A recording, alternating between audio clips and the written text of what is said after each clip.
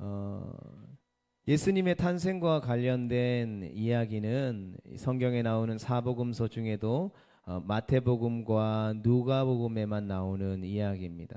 마가복음은 요한이 회개 세례를 전파하는 내용부터 시작하고, 또 요한복음은 예수님께서 빛으로 이 땅에 오셨다라는 이야기를 시작으로 말씀을 시작합니다. 마태복음은 예수님의 족보와 함께 동방박사 세 사람이 베들레헴에 아기 예수님께 경배드리는 장면으로 시작합니다. 매우 유명한 장면이죠. 교회를 다니지 않거나 예수님을 모르는 사람도 이 동방박사가 아기 예수님께 경배했다라는 이야기들은 어디서든지 들어서 익히 잘 알고 있는 말씀입니다. 반면에 누가복음은 이 족보와 함께 천사가 목자들에게 예수님께서 탄생하신 그 기쁨의 좋은 소식을 전하는 장면이 기록되어져 있습니다. 여러분, 천사가 전한 기쁨의 좋은 소식은 단순히 예수라는 아기가 태어났다라고 하는 이야기를 전해주고 있는 것이 아닙니다. 예수님의 탄생 소식은 유대인뿐만 아니라 이 땅의 모든 죄인들에게 주어진 기쁨의 좋은 소식이었습니다. 그렇다면 왜 예수님의 탄생 소식이 인류에게 주어진 기쁨의 좋은 소식이라 할 수 있습니까? 그것은 바로 그분의 탄생이 우리를 구원할 메시아의 탄생 소식이기 때문입니다. 이 세상의 많은 소식들을 우리가 전하고 또 접하고 또 살아갑니다. 그러나 세상의 그 어떤 소식보다 예수 그리스도의 나심이 가장 큰 기쁨의 소식이 되는 이유는 바로 인간이 결코 해결할 수 없는 이 죄와 죽음의 문제를 해결할 수 있다라는 소식이기에 가장 큰 기쁨의 소식이 되어지는 것입니다. 여러분, 예를 들면 우리가 은행에 큰 빚을 졌다고 생각해 봅시다. 하나님이 주시는 힘을 다해서 또 사업을 확장해 나아가서 연매출 10억, 100억, 1000억 이렇게 큰 사업을 하다가 한순간에 모든 것이 숲으로 돌아가 쫄딱 망했다라고 생각해 봅시다. 이제는 그 벌어들이던 돈을 갚아야 하는 상황이 되었다라고 생각해 봅시다. 그런데 누군가 딱 영웅처럼 딱 나타나서 내가 그 1000억 대신 갚아 주겠다라는 소식을 누군가 나에게 전해 줬다고 생각해 봅시다. 그리고 그것만큼 기쁜 소식이 어디 있겠습니까? 내가 빚을 못 갚으면 감옥에 들어갈 수도 있는 상황이고, 평생 그 빚 다 갚다가 죽음을 맞이할 판이고, 자자손손 그 빚을 갚다가 소망 없이 살아갈 것이 뻔할 상황인데, 그래 누군가가 그 빚을 다 갚아 주겠다라는 소식이 우리에게 전해진다라면 그것만큼 기쁜 소식이 없다라는 것이죠. 그런데 거기다가 다시 시작할 수 있도록, 다시 새로운 일들을 시작할 수 있도록 필요한 모든 것들 물신양면 다 도와주겠다라고 우리에게 이야기한다라고 한다라면, 이런 그만큼 우리에게 있어서 기쁜 소식이 없을 것입니다. 성도 여러분, 우리 모두는 죄로 인해 마치 파산한 것보다, 사업을 하다 망한 것보다 더 절망적인 죽음과 멸망, 즉 하나님의 영원한 심판으로 지옥에 가야만 했던 존재였다라는 것이죠. 그러나 이제 모든 상황이 역전되어진 것입니다. 하나님께서 주시는 은혜와 평강의 축복이 있는 우리의 삶이 천국으로 옮겨질 수 있다라니, 여러분, 이것보다 더 기쁜 소식이 어디 있겠습니까? 그래서 예수님께서 이 땅에 오셨습니다 라고 하는 소식은 죄로 인해 죽었던, 소망 없던 우리의 인생을 향해 선포되어진 우리를 구원하는 큰 기쁨의 소식이 되는 것입니다. 내가 지고 있는 빚을 다 갚아주고 너의 앞길을 내가 다 확실하게 밀어줄게 라고 말하는 그 세상의 기쁜, 이루 말할 수 없는 기쁜 소식보다 비교할 수 없는 참된 기쁨의 좋은 소식이라는 것이죠. 그렇다면 가장 큰 기쁨의 좋은 소식인 바로 우리를 위해 이 땅에 오신 예수님의 탄생, 즉 예수님이 인간의 몸을 입고 이 땅에 오신 것에는 어떤 의미가 있겠습니까? 첫 번째로는 이 구약의 약속이 이루어졌습니다. 하나님이신 예수님께서 이 땅에 인간의 몸으로 오셨다라는 소식이야말로 가장 큰 기쁨의 소식이며, 이 소식은 우리에게 여러 가지 의미를 가지고 있습니다. 그 중에 가장 먼저 선지자들이 예언했던 그 예언이 이루어진 것입니다. 누가는 예수님의 탄생이 우연히 이루어진 일이 아니라 창세부터 시작해서 구약 전체를 통하여서 하나님께서 미리 예정하시고 계획하신 일이었다라고 말합니다. 그리고 그 일이 이루어졌다라고 강조하고 있는 것이죠. 창세기 3장 15절 말씀에 이렇게 기록되어져 있습니다. 내가 너로 여자와 원수가 되게 하고 내 후손도 여자의 후손과 원수가 되게 하리니 여자의 후손은 내 머리를 상하게 할 것이요 너는 그의 발꿈치를 상하게 할 것이니라 하시고. 아멘.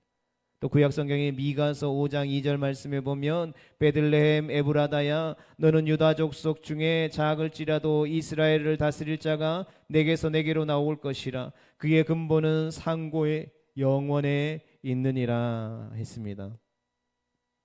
여러분, 창세기 3장 15절에서 하나님께서 주신 말씀에서부터 시작해서 구약의 미가의 선지자의 예언과 같이 하나님의 약속하셨던 그 약속이 이루어졌다라는 데에 바로 큰 의미가 있는 것입니다. 태초부터 우리를 향한 하나님의 계획이 하나도 사라지지 않고 하나하나 다 이루어지고 있기 때문인 것이죠. 1년 아니 한 달 전에 예언했던 것이 지금 이루어졌다라고만 해도 우리는 깜짝 놀랄 것입니다. 그러나 수천 년 전에 예언되어졌던 그 예언이 수천 년이 지난 이후에 그 예언되어진 대로 그대로 이루어졌다라는 것이죠. 하나도 사라지지 않고 우리에게 기쁨의 좋은 소식으로 이루어진 것입니다. 이처럼 하나님은 우리에게 약속하신 것을 반드시 지키시는 분이십니다. 성경에 예언되어진 예수님의 초림이 기쁨의 좋은 소식으로 우리에게 실제가 되었던 것처럼 태초전부터 시작되어진 저와 여러분들 우리 한 사람 한 사람을 향한 하나님의 놀라운 사랑과 그 계획하심이 반드시 이루어질 것이다라는 것을 우리는 확신하는 것입니다. 뿐만 아니라 모든 민족에게 복음이 증거되어지면 우리 주님이 다시 오시겠다라고 약속하신 그 주님의 재림의 약속 또한 반드시 예언하신 대로 이루어질 것이기에 이 기쁨의 소식을 알지 못하는 세상을 향해 우리가 이 복음을 증거함으로 다시 오시겠다 약속하신 그 예수 그리스도의 재림을 준비하고 기다리는 우리 모두가 되어질 수 있기를 주님의 이름으로 축복합니다. 그리하여 초림의 기쁨을 누렸던 이들처럼 재림의 기쁨을 누리는 우리 모두가 될 수 있기를 주님의 이름으로 축복합니다. 두 번째로는 예수님의 성육신은 우리에게 소망을 주셨습니다. 여러분, 이같이 구약의 약속이 지금 막 이루어졌다라고 들판에서 양을 치던 목자들에게 전해졌습니다. 여러분, 특별히 누가는 가난하고 연약하지만 자신들에게 주어진 삶의 일에 생명을 다해 충성히 성실히 행했던 목자들에게 예수님께서 탄생하셨고 주께서 그 예수님을 통해서 영원한 구원의 소망을 주실 것이다라고 말씀하고 있습니다. 오늘 본문 2장 10절 말씀에 천사가 이르되 무서워하지 말라 보라 내가 온 백성에게 미칠 큰 기쁨의 좋은 소식을 너희에게 전하노라 했습니다. 여러분, 당시에 양을 치던 목자들은 어떤 존재였을까요? 여러분, 사람이 중요할까요? 양이 중요할까요? 봄이나 사람이 중요해? 양이 중요해? 당연히 우리가 생각할 때 사람이 중요하다라고 생각하겠죠. 그러나 예수님이 처음 이 땅에 오실 당시에 그 지방에서는 자신들이 돌보고 치는 양들보다 못한 취급을 받던 계층이 바로 양을 치던 목동들이었다라는 것이죠. 그들이 한밤중에 양을 치고 있었다라고 성경이 기록하고 있는 것이죠. 여러분, 한밤중에 들판에서 양을 치고 있으면 무서울까요? 편안할까요? 굉장히 무섭겠죠.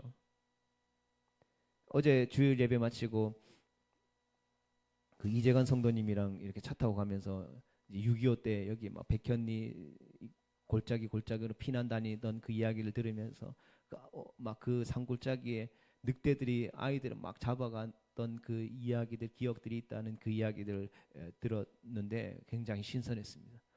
21세기 무슨 늑대가 아이들을 잡아가는 이야기냐 할 수 있겠지만 그때 당 불과 100년도 되지 않는 그 세월 가운데에 그러한 일들이 있었다라는 것이죠. 마찬가지로 예수님이 태어나시던 당시에 유다 베들레헴에는 맹수들의 공격에 목자들이 그대로 노출되어 있었다라는 것이죠. 따라서 세상으로 보면 양 한 마리보다 못한 취급을 받던 소망 없는 존재였다라는 것이죠. 이런 목동하면 생각나는 인물이 있죠. 다윗은 그 가족 중에서도 소외받던 인물이었습니다. 집에 귀한 손님이 와서 잔치를 베풀 때에 아무도 그를 생각해 주지 못했습니다. 그가 양을 치고 있다는 사실도 그 집안의 사람들이 다 모를 정도로 소외받고 살았던 인물이었습니다. 그런데 주님은 중심을 보셨죠. 세상의 사람들은 겉으로 드러나는 모습들, 세상의 가치들로 사람을 판단하고 평가하지만 성경에 우리 주님은 무엇을 보신다고 했습니까? 우리의 마음의 중심을 보신다라는 것이죠. 내가 아무리 좋은 것을 예수님께 드린다 할지라도 우리의 마음의 중심이 하나님을 향해 있지 않다면 하나님은 그 재물을, 물질을, 그것을 받지 않으신다라는 거죠. 그러나 아무리 보잘것없는 것일지라도 내가 예수님을 사랑하는 마음을 담아서 작은 것이라도 주님 앞에 올려드릴 때에 주님은 그것을 기뻐하시고 그것들을 통하여서 놀라운 은혜를 베풀어 주시겠다라고 말씀하고 있는 것이죠. 다윗이 그러했습니다.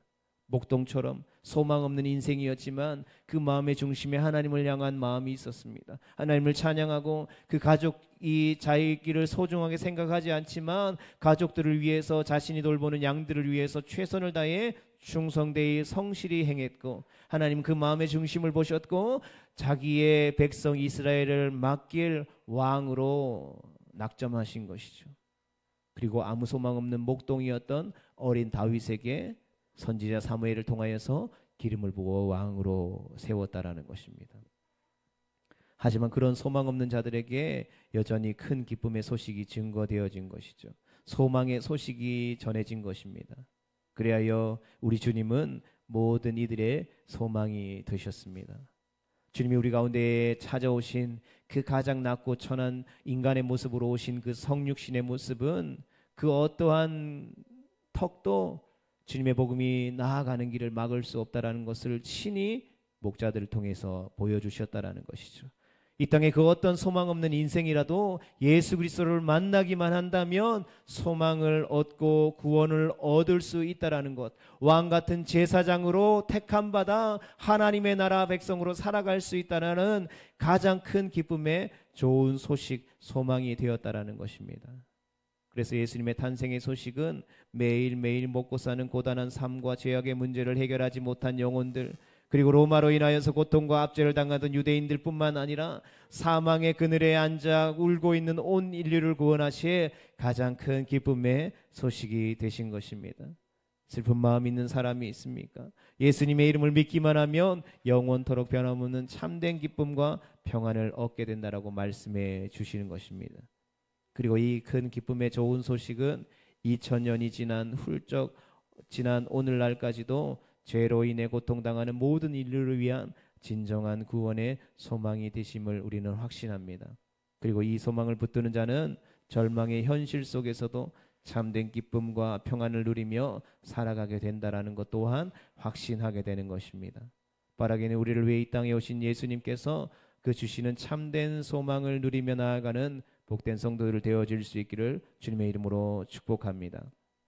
세 번째 성육신 사건을 통해서 참 평화가 우리에게 주어졌습니다. 세상은 늘 평화를 원합니다. 누구도 전쟁을 원하지 않죠. 그러나 평화를 원하는 우리의 소망과 달리 세상은 끊임없이 전쟁과 전쟁 난리의 소문만이 늘어나는 것이 우리가 살아가는 이 땅의 현실이라는 것이죠. 2000년 전 이스라엘의 형편도 마찬가지였습니다. 곳곳에 전쟁과 반란들이 일어나고 있었습니다. 로마의 통치 아래 유대인들은 차별과 아픔을 겪고 있었습니다. 여러 메시아들이 거쳐갔지만 그들 중 누구도 유대인들에게 참된 평안과 안녕을 가져다 주지 못했다라는 것이죠. 그러나 이 땅에 육신으로 오신 하나님의 독생자 예수 그리스도는 평화를 갈망하는 유대인들에게 그리고 온 열방의 사람들에게 참 평화를 가져다 주셨습니다. 오늘 본문 2장 14절 말씀입니다. 지극히 높은 곳에서는 하나님께 영광이요 땅에서는 하나님이 기뻐하신 사람들 중에 평화로다 하니라. 아멘. 천사가 전해준 이 평화는 헬라어 단어로 에이레네라는 단어입니다. 이 에이레네라는 단어는 평화는 이 형통의 축복이 함께하는 진정한 평화를 의미하는 것입니다. 부족함이 없는 만족함과 안전함과 함께하는 참 평화가 우리 주 예수 그리스도의 이 땅에 오심과 함께 우리에게 주어졌다라는 것이죠. 그리고 이 평화는 평화의 왕이신 예수 그리스도를 마음에 모시고 그분과 함께 동행하며 그분이 걸어가신 그 십자가의 길을 따라가는 그분을 닮아가기로 갈망하는 모든 이들에게 주어진 참된 평화라는 것입니다. 이 평화가 성탄의 기쁨을 함께 나누며 감사의 예배를 올려드리는 우리의 가슴 속에 이 시간 우리의 삶 가운데에 가득 넘치시기를 주님의 이름으로 축복합니다. 성도 여러분, 말씀을 정리하면서 우리 주님의 이 땅에 오심은 지치고 고난 영혼들에게 참된 기쁨의 좋은 소식인 것입니다. 2000년 전 유대 베들레헴에서 시작되어진 이 소식을 우리가 들었고 이제는 이 기쁨의 좋은 소식을 우리가 전해야 할 때인 것이죠. 이 기쁨의 좋은 소식을 아직 듣지 못하고 깨닫지 못하는 이들을 향하여서 이 세상을 사랑하사 독생자를 주심으로 우리를 향하신 그 사랑의 약속, 이 구원의 약속이 성취되었다라는 그 기쁨의 좋은 소식을, 그러므로 이 약속을 믿고 주님 앞에 나오는 자는 참된 소망과 참된 평화가 주어짐을 담대히 증거할 수 있게 되기를 주님의 이름으로 축복합니다. 듣는 자마다 깨어 일어나 주님을 찬양하게 될 것을 확신합니다. 이 믿음의 확신을 가지고 우리 함께 믿음으로 고백하겠습니다. 메리 크리스마스. 아멘. 감사합니다.